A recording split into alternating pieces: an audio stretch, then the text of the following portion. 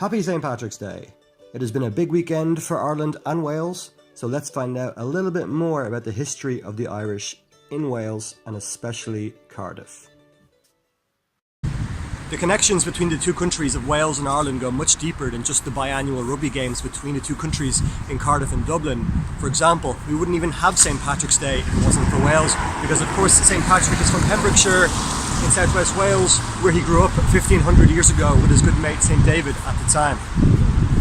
More recently than the time of St. Patrick and St. David, almost 200 years ago in the 1840s, we had the Great Famine, or the Irish Potato Famine, in which over 1 million people fled the country in order to escape starvation, poverty and potential death as well.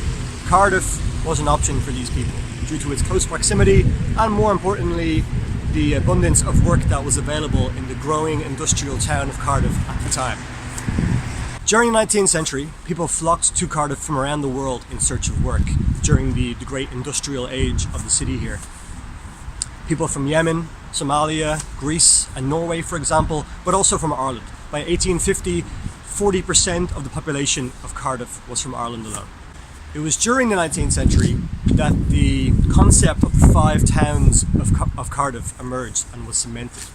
It was said that during this time Cardiff had 5 towns. We had Crockertown, Grangetown, Butetown, Temperance Town, and where I am right now came to be known as Newtown. But more commonly to the locals, it was referred to as Little Ireland.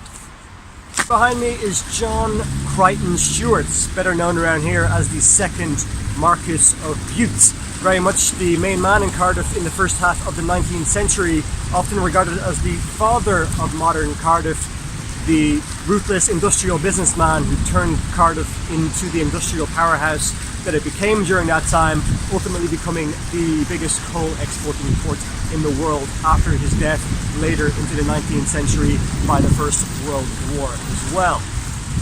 It was this man here who laid passage for 10,000 Irish people to set sail from Ireland over to Cardiff in 1846, putting them to work in the docks here, creating what we call Tiger Bay, what we now call Cardiff Bay, creating the railroads in the area and creating the canals in the area as well. A move that basically undercut Welsh wages and broke up strikes that were happening here at the time.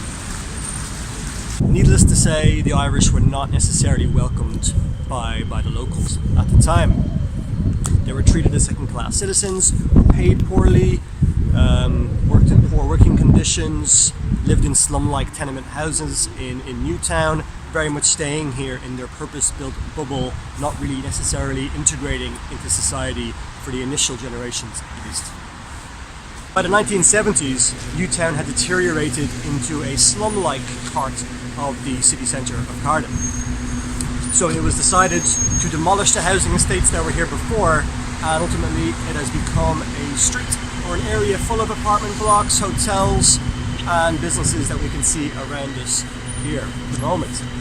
Despite the many changes to the Tyndall Street area, there is one semblance of acknowledgement of what Newtown used to be, just south of Cardiff city centre.